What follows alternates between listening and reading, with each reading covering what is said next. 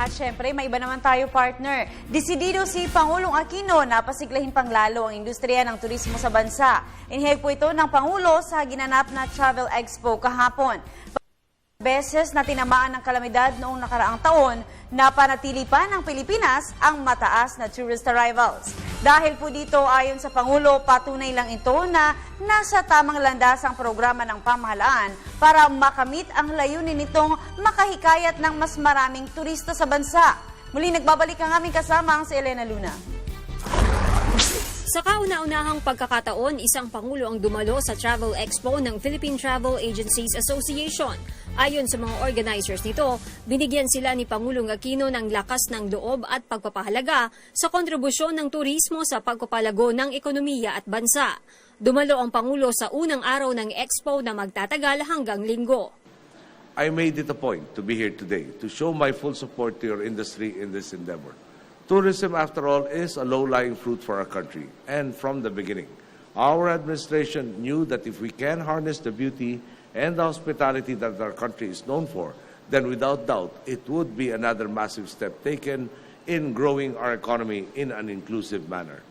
Matatagpuan sa Expo ang 534 booths, kailangan ng travel agencies, airlines, cruise liners, hotels at resorts. Ito na ang kanilang pinakamalaking travel expo sa loob ng 21 taon. Ang magiging katumbas itong halaga, 600 milyong piso na perang papasok sa turismo. The Philippines is truly making a transition to becoming one of the best places to visit in the world. Just to give you a few examples, our country is one of the top 10 destinations by Rough Guides in 2014, one of the 46 places to go to by the New York Times in 2013, the best tropical island destination by the Shanghai Morning Post in 2013, and fittingly, the most romantic destination by the same publication in 2012.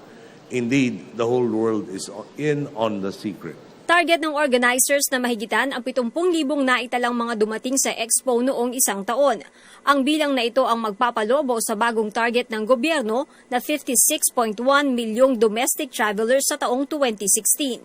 Sinabi rin ng Pangulo na kahit na nagkaroon ng kalamidad noong isang taon, tumaas pa rin ng 10% ang international tourist ng Pilipinas, saan naitala ang 4.7 milyong dayuhang bisita. Pero ayon sa Pangulo, hindi dapat makontento sa mga bilang na ito at kailangang magsika pa. The goal now is not merely to maintain our growth, but to cement our position as one of the world's vacation hotspots. This is why our administration has been hard at work to ensure that visitors find their travel smooth and worry-free. By implementing reforms in civil aviation, by liberalizing airspace through the pocket open skies policy, and by rationalizing taxes on foreign carriers, we have created more opportunities for both local and foreign airlines to expand operations in and out of the Philippines. This redounds to benefits for consumers who now have more freedom and a wider menu of options when planning their trips. All this is happening even as we continue to make massive investments in infrastructure, from constructing and rehabilitating roads leading to tourism clusters to upgrading airports and ports in key areas. Ipinaalala ng Pangulo na bahagi ng tagumpay sa kampanya sa turismo ang sama-samang pagsisika para mapalago pa ang sektor na ito. Hinamon niya ang industriya ng turismo na higitan pa ang kanilang narating at nagawa.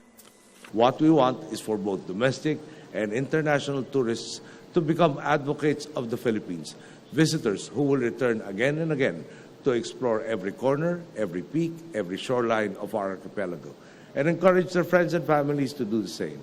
To achieve this, we need all of you to become advocates of our country first, to go above and beyond your normal responsibilities, to do everything you can towards the resounding success of each and every trip, even as we in government continues to do our part. Para sa Telebisyon ng Bayan, Elena Luna.